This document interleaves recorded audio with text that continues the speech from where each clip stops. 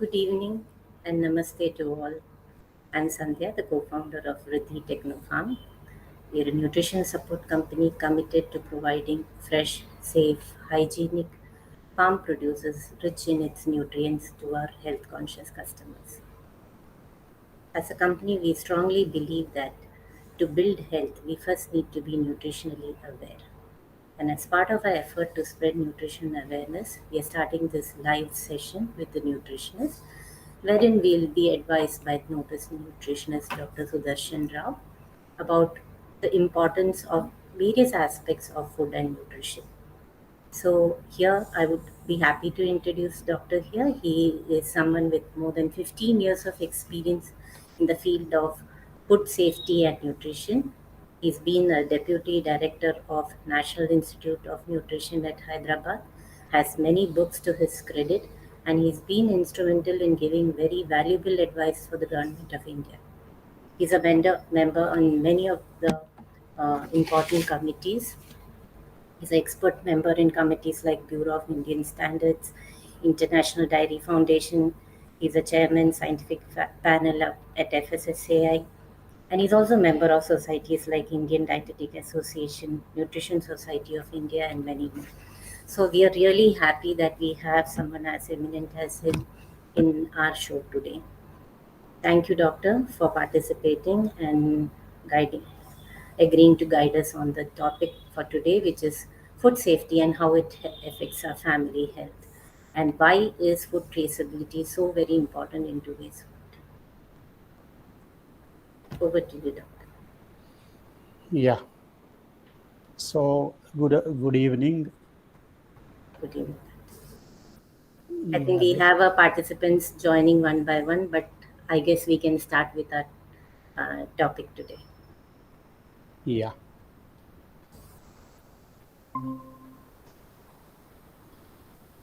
So has it come? Yeah. So Yeah. you're giving a presentation, Doctor? Yeah. So Okay. before I start talking about this issue of food safety, I would like to give a brief introduction: the importance of food safety. Okay. Actually, what happens is the earlier, probably quite some time back, we were not actually counting on food safety and nutrition actually. So now they all over the world people have realized that it is the integral part of nutrition unless food is safe. So we can't think of having the nutrition at all. So food has to be safe before we talk about nutrition. So this Nutrition. entire program is actually to create awareness on various aspects of both food safety and also nutrition. So this will actually help you to choose healthy diets and also maintain good health for your entire family. Mm.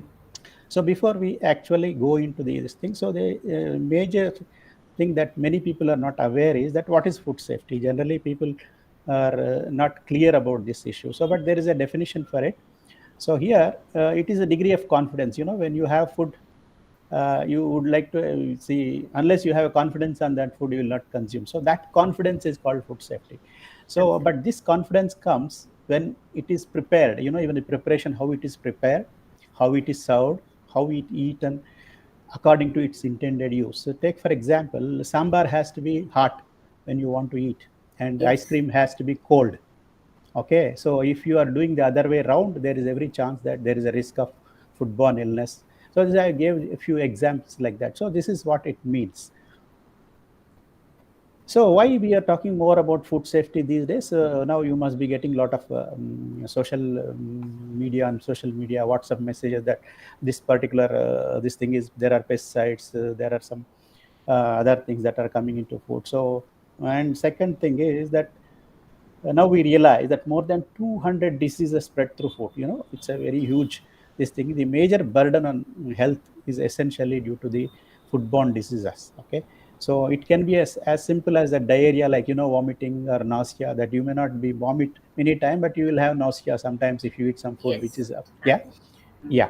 So it can be cancer, because these cancers will not happen immediately once you have food. So it is over a period of time. If you are consuming something which is Exactly. likely to cause cancer, so that also can be a serious problem. So, and then the other one is a global food chains. You don't know what food you are eating. Food that you are eating today must have come from some the Which other. corner of the Yeah, world? World. Yeah. So okay. So we always talk about the this U.S. apples or Australian quinoa, something like that, and increased outside eating. You know, this if you ask me, my childhood, we never used to go out and eat actually. So that used to be something like that. We are doing something which is not a normal practice. So only in a rare situation we used to go out and eat, but otherwise everything was coming from your home kitchens. But now we are eating more outside, so there is a chance that the food that somebody is making for you, there is a chance that he may be not taking enough precautions while preparing it. And as a nutritionist, we always tell people to have fresh foods, because they are considered to be a insurance against non-communicable diseases like cancers, diabetes, hypertension. So when you want to have fresh foods, there could be some contamination which you are because during processing all those things will go, but when it is a fresh, some of these things will stick to the food, so they may also create a problem. But other than that, you also have some newer chemical contaminants, like because as the science grows, we likely to discover a few things which we were not aware earlier. Uh, so in this context, we would like to actually, this concept itself is a very probably new to you, because many times you see, maybe I don't know how many of you have seen today's paper or yesterday's paper, that in Coimbatore, that many mangoes have been confiscated by food safety officers, because it was they have used ethylene to ripen the products. And also, there is also another issue that is coming up in Tamil Nadu, or in many of the parts of India also. There is a shortage of milk, and the milk adulteration is likely to go up. So these things actually are essentially come to the this substandard, because all these things are checked against the regulations that are there, like standards. So anything which is not meeting that standards could be substandard, sometimes it could be unsafe. Okay, so that distinction, if we understand, probably we'll be well aware of what are the implications of this consumption. And of course, the third one is unhealthy foods, where we'll be talking more on high fats, salt and sugar. So many of the processed foods will have this. Yes, yeah, Yeah. that's most commonly spoken. Yeah. So this is everybody in India. If you ask anybody, what is the most adulterated commodity in India, it will be milk. Okay. So It's a surprise. yeah, your day starts with milk, right? So Yes, you are always and concerned whether the fellow who is yeah, actually, yeah. absolutely. So And every family has it. So it is, yeah. So it's like every unless, house.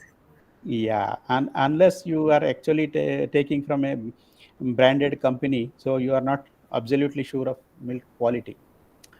Okay, so this could be, most of times this type of adulteration is considered to be substandard. That means the quality of milk will go down, but you may not have any health hazard consumption of that type of milk. So this is essentially the type of adulteration that goes on. Which So means, though it yeah, does not show any immediate reaction, it means the nutrient that was supposed to be coming from them is not there, or it yeah, is yeah, in very small measure. yeah, yeah, because see, generally, unless you adulterate any food up to 20% level, so they don't get any profit after doing that. They also, there are some economics associated with adulteration also. Hmm. They can't put a small amount and then make it adulterate, because they have to have margins, good margins. For that, minimum 20% of water has to be added. So okay, so to that extent, your all nutrients have gone down. So that's how the quality of milk goes down. Okay. So the before it comes to you on your dining table, any food, so it has to pass through so many stages. Primary production, agriculture, many of these things, the pesticides will start from coming there. And animal farming and fisheries, they're actually like humans, even animals also will have diseases, so they'll be using Correct. antibiotics.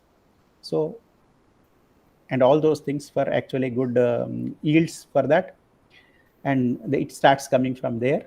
And then handling and storage, most of the times human involvement is there everywhere. So personal hygiene of a person who is doing it actually dictates a lot of hygiene factors of any food.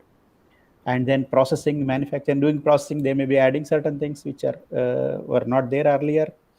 and distribution, retail. So everywhere there is a chance of contamination. And finally, when you are actually preparing something in your kitchen also, you may be doing some small things, mistakes, like as I said, that probably you have not kept the proper Put at the lid right on something. temperature. Yeah, you have not put, Yes. or sometimes you are actually keeping this one in a fridge also, you don't put according to the requirements of this thing. 5 degrees to 60 degrees is a very dangerous temperature where a cooked food can become contaminated. And Contaminated.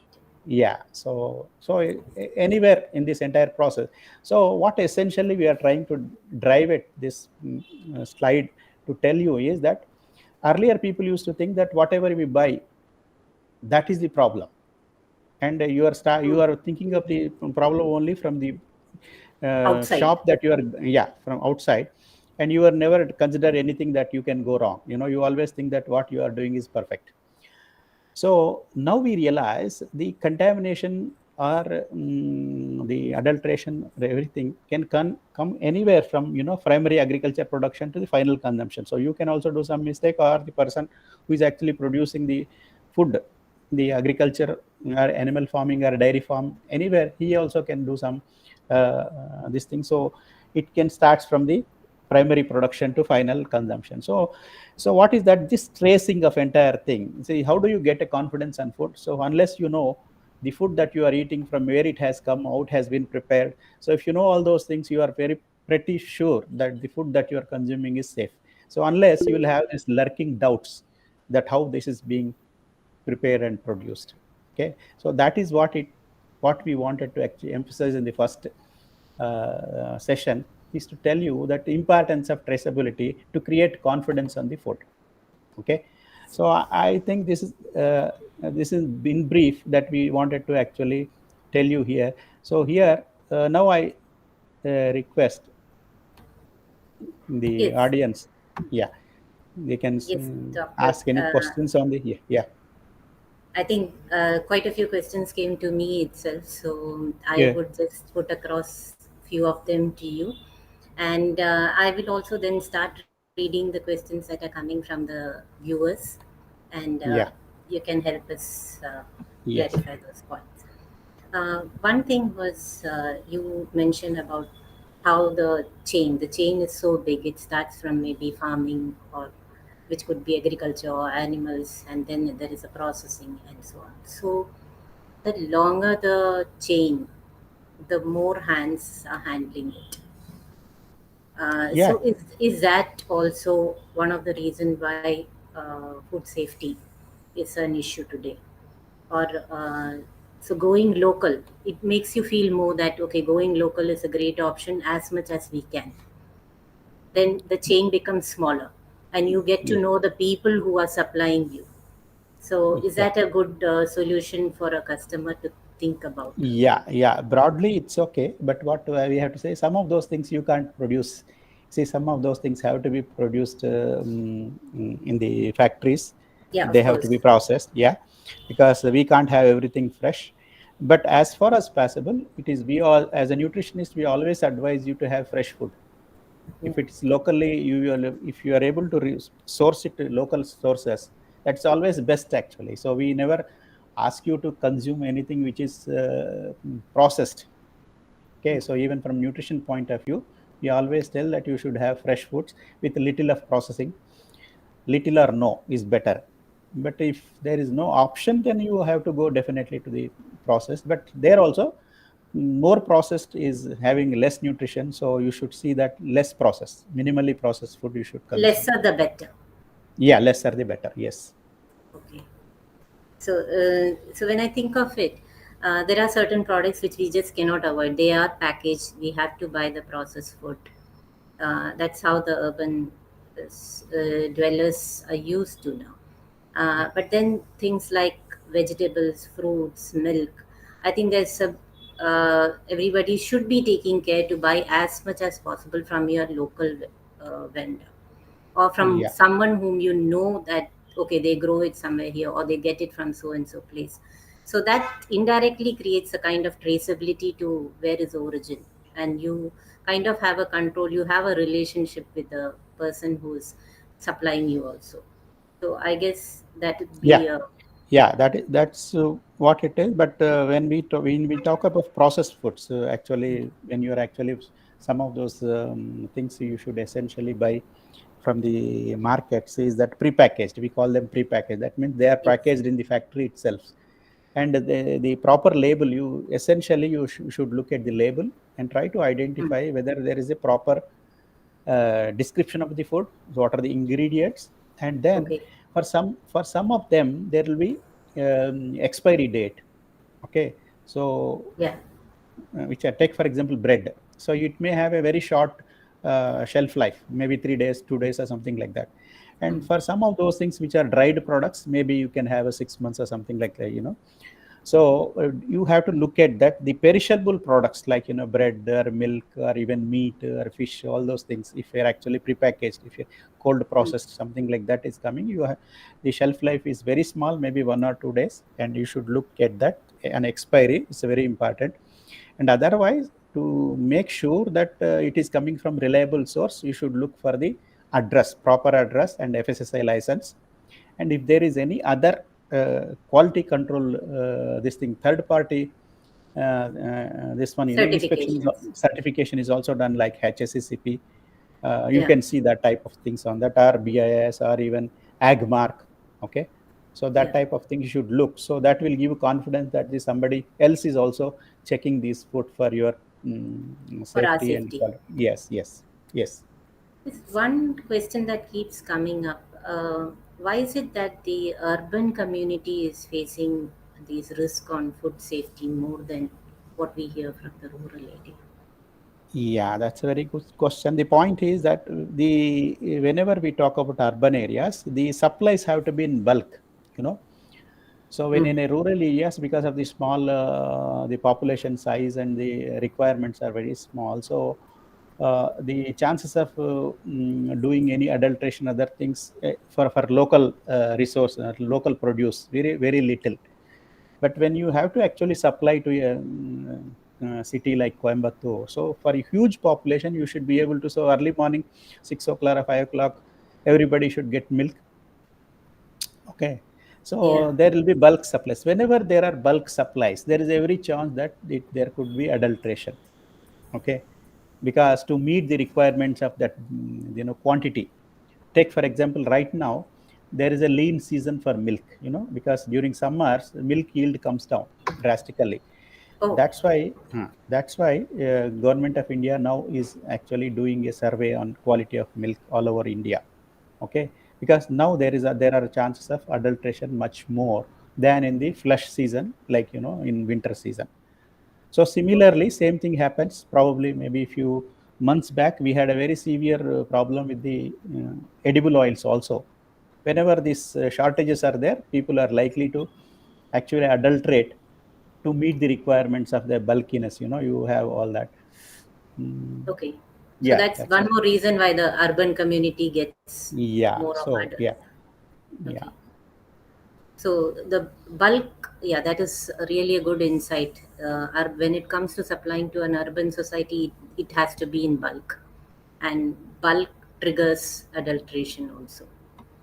Okay, that's a good one to know about. That's something else I that comes to my mind was uh, every time when we talk about food safety, like you mentioned earlier, we think of outside food. It's the eateries, or it's the hotels, or it's the restaurants that can cause contamination.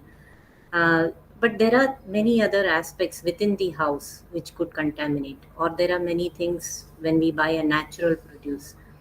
Can you give us a little more insight on that?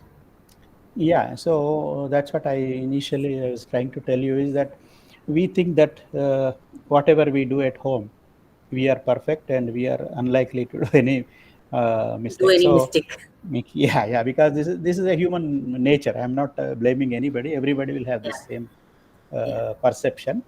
So, but what we scientifically has been proved is that the majority of a foodborne diseases, that means having a disease because of the consumption of food, mostly is coming from home kitchens. So here home kitchens, you contrary to your perception that outside foods, it is more from your Okay. whatever you are doing. In fact, in India, the majority of less than 5 years of old children, see, majority of deaths due to diarrhea are essentially due to food or water contamination at household level itself. Okay, so it's a big number for a country like India, and this essentially comes. We were doing a study in a rural area and trying to see that what are the factors which influence. Essentially, your hand hygiene is a critical component. These days, people are actually buying packaged that cans, water cans, you know, packaged drinking water. At the even household level, many people are buying those cans of 20 liters or something like that. But what we Yeah. found is that, Yes. yeah, yeah, even people who buy those things, they at the time of consumption, they are contaminating with their hand. Okay, so you are assuming that water is a problem and you are taking care of water, but your personal hygiene or a hand hygiene is the critical one, which actually was contaminating water than the water itself. Okay, so we found, so your assumption that water itself can be contaminated is true, but you have taken care of do that by buying that packaged drinking water. But when you are actually consuming, you are actually contaminating with your hand, which actually has creates a lot of problem at the household level, especially for infants and also aged population, because they cannot, their immunity comes down, so they become ill even very small contamination itself. Okay. So age groups also matter. So how we Yeah, handle it. yeah, definitely. See, infants and also now what is happening in India is that our life expectation has gone. This thing has gone. Now we are 70. At the time, the person who is born today, I mean, he will assured of 70 years of life, 100%. So no other people. So because of this, what is happening is that your aged population is increasing. So it is around 8% of Indian total population. So if you have a real number, it will be around 14 or 15 crores of population who are in that category. And they are the people, they also are almost like children in when it comes to food safety. Because, one thing is that their immunity comes down. The other one is they also lose some senses. Many times what you do, you smell it, you taste it to find whether the food is okay. So those senses also they'll will become little weak for the aged population, so For they'll not be age, able yes. to distinguish. Yeah, they'll not be able to distinguish like what we do, looking at the, sometimes even looking at the food itself, we say that it's okay or not okay, right? So all these three senses also will create problem for aged population. Very true. I think I will start taking the queries from the viewers if there are any. Um, let's see.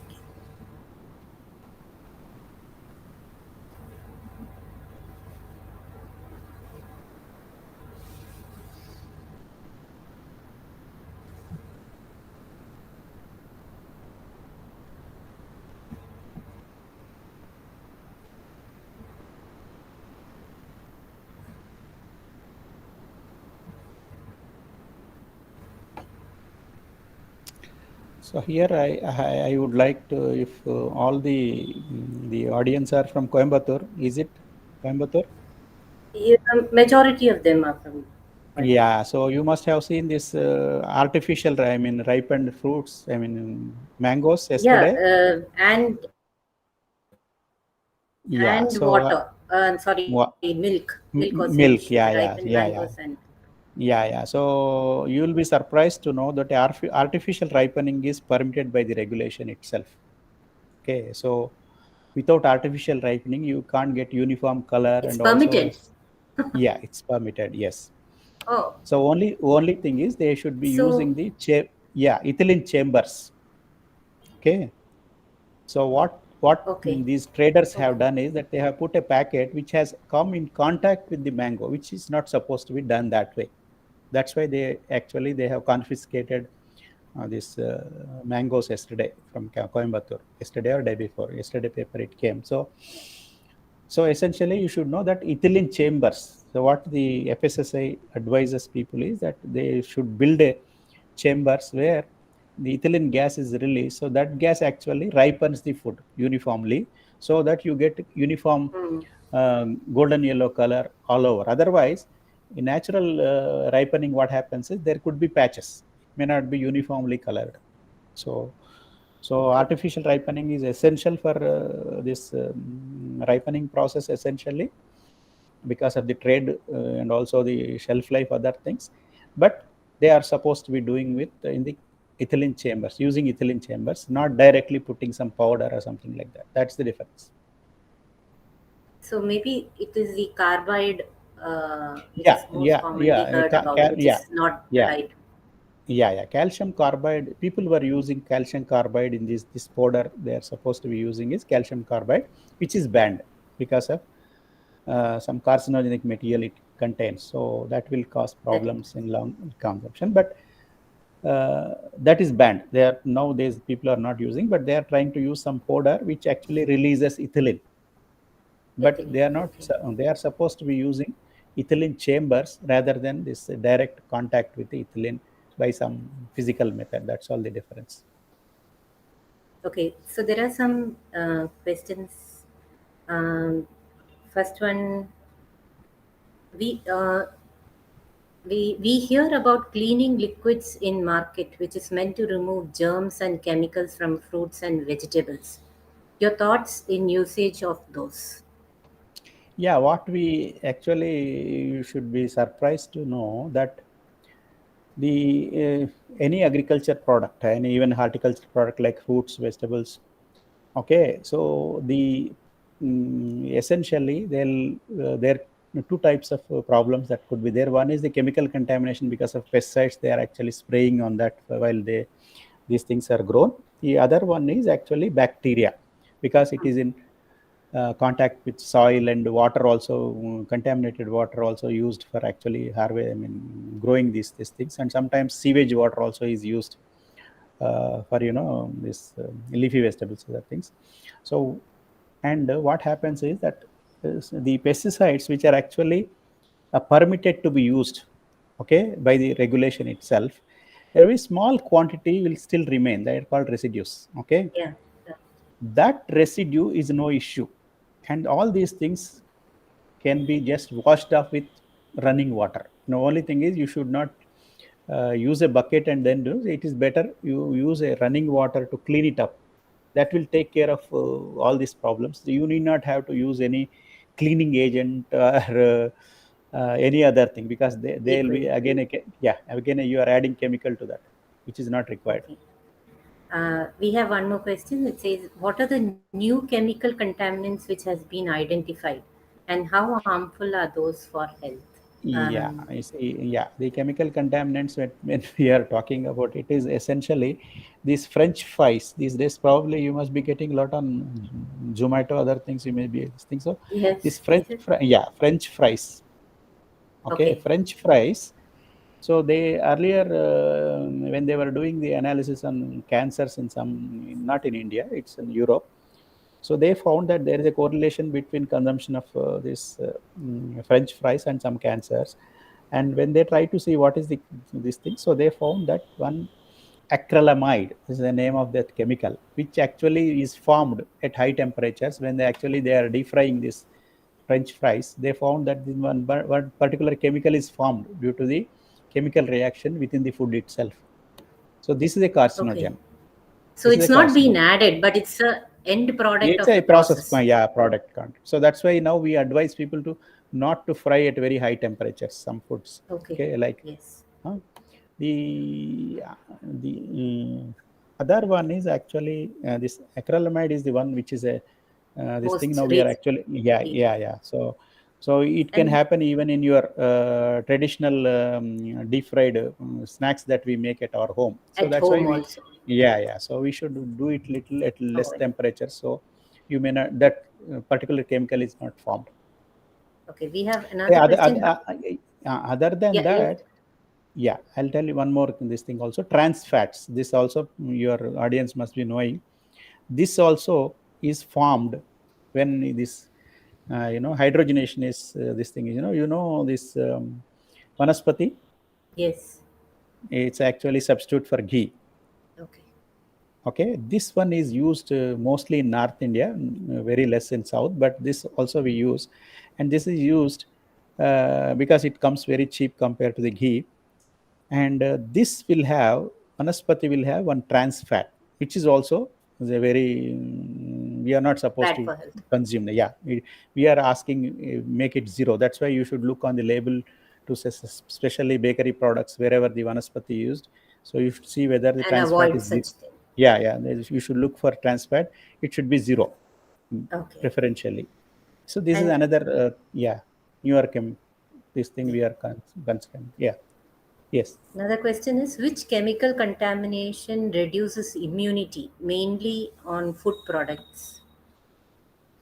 No, it's a complex process. We cannot say that one single this thing actually. So uh, the entire system gets. So take for example, if your exposure to the contaminants is more, the automatically your liver, other things you have to work more because they have to detoxify these things. So we can't say one particular chemical is responsible. It is a combination of Combination of everything. external, internal, I Yeah, mean, yeah, cooking yeah, factors, external yeah, yeah, factors. yes, yes. Even your the diets that you have, which are actually, take for example, these days we are talking more on probiotics, prebiotics. Yeah. Yes. Yeah, yeah, they are likely to improve your immunity. So but it's more of, we can't isolate one thing and this is because of this. No, it's a Okay. combination of so many things. Okay. Then how can we know if the meat product we consume on a daily basis is fresh? That is actually you have to there are some methods to check maybe Sanjay herself can tell you, you know, that what Yeah. is the color. Yeah, yeah, because I am not Yeah, because this is very something very close to what we are doing as a yeah, company. yeah, Since fish is our produce and we get it done from the farmers and provide to the consumer, there are factors like smell, visually how there are certain colors, there is yeah, yeah, smell, yeah, yeah, and so these aspects which are visually you can identify. The meat has to be of this color. The meat has to be you must feel it. The tenderness you should be able to feel, and then the amount of the cleanliness in the way it is being given, the amount of blood that you can see in it, and of course the biggest factor is the order gives you the first hint whether it is fresh or not, because the more the temperature goes up by even 1%, there's almost 10% deterioration in the meat. So order is the easiest and the biggest method, easiest and quickest method to identify whether the meat that you're consuming is fresh. uh, we have some more questions, doctor. A lot yeah, of tell me. products come with trans fat, but if not avoidable due to circumstances and geographics, what's the lowest percentage preferred enough to stay on the safer side? Yeah, yeah. See, you what if you the person who's asked this question can understand that 2% of calories can come. 2% See, calories. yeah, 2% of calories can come. So in the label itself, they declare it is anything. It should be less than that. So so it's So as almost long as yeah, trans fat is below 2%, you're still on yeah, the yeah, safer yeah. So side. it will be on the Okay. label. They declare it. Okay. Yeah. Okay. And we have another question. We find a lot of frozen food and ready to cook food item. How safe are they, like coconut milk powder, etc.? Coconut milk Yeah, and yeah, no, no, there is absolutely no problem with those products because they are actually almost sterilized. You know what happens is a major problem for any food to be get contaminated is water, you know, moisture. hmm. Okay, so that moisture is removed when they are processing these things, and some of those things are sterilized. Like supposing this ready to cook, you know, retard packs are there. See, they must be referring to that actually. You know, paneer, palak Tetra paneer, everything packs. is not Tetra packs. It's called retort packs, where actually it will be in a Okay. aluminum this thing, so you can directly put that in a oven and Yes. then heat it. Yeah, yeah, that type of things. They are actually sterile almost. There won't be any problem of microorganisms, so you will not have any issues with that. Thank you, Doctor, for clarifying so many points. I think we have taken a little more than what we had planned for, a little more time. And I thank the viewers also for coming up with so many questions and very uh, genuine and relevant questions they were. So I thank everyone for joining this session, and we would be very happy to continue with the sessions. We have it every month. The last Friday of every month would be this. The sessions would be there. I hope everyone liked the session. Please do send your comments. Also, if there are any queries, please do post on it. They will be reviewed by us, and doctor would be happy to reply on them also. Thank you everyone. Thank you, doctor. Yeah, thank you.